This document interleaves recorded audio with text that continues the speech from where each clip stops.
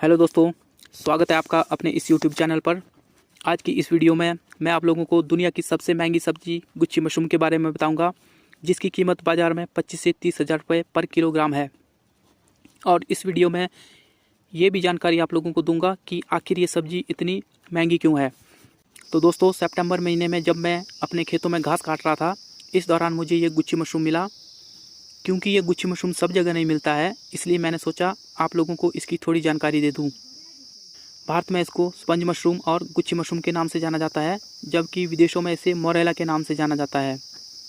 भारत में ये हिमाचल प्रदेश, जम्मू कश्मीर और उत्तराखंड के ऊपरी पहाड़ी जंगलों में पाया जाता है।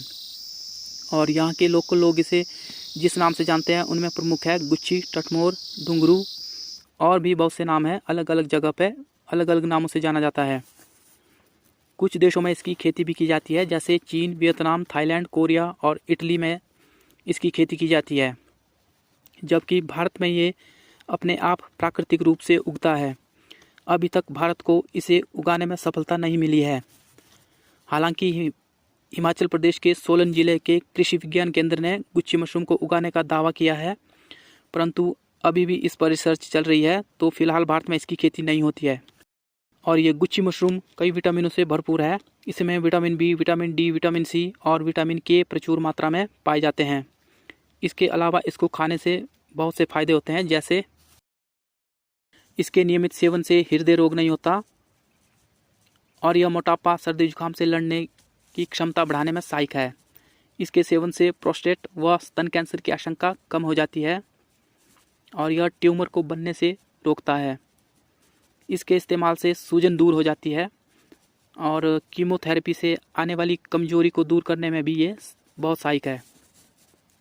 आइए अब जानते हैं कि आखिर ये सब्जी इतनी महंगी क्यों है। सबसे पहला रीज़न तो यही है कि जैसे भारत इस सब्जी के लिए प्रकृति पर निर्भर है और यह बहुत रेयर जगह पर मिलता है, जबकि जो देश इसकी खेती करते हैं उनके लिए भी गुच्ची मशरूम को उगाने का प्रोसेस बहुत महंगा पड़ता है।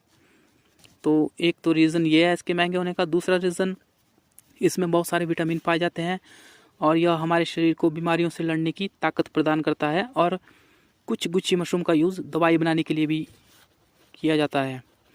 तीसरा रीज़न इसके महंगे होने का यह है कि जब गुच्ची मशरूम का सीज़न, जो साल में 2 बार मार्च अप्रैल और सितंबर अक्टूबर में होता है, उस दौरान वहाँ के ग्रामीण लोग जंगलों में टेंट लगाकर महीना भर जंगलों में इसको ढूंढते हैं।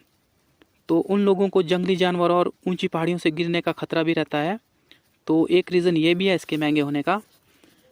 और इसकी सब्ज़ी जो है वो बहुत ही टेस्टी बनती है और इसकी बड़ी बड़ी कंपनियों और होटलों में बहुत डिमांड है और फॉरेन के देशों में भी इसकी बहुत डिमांड है।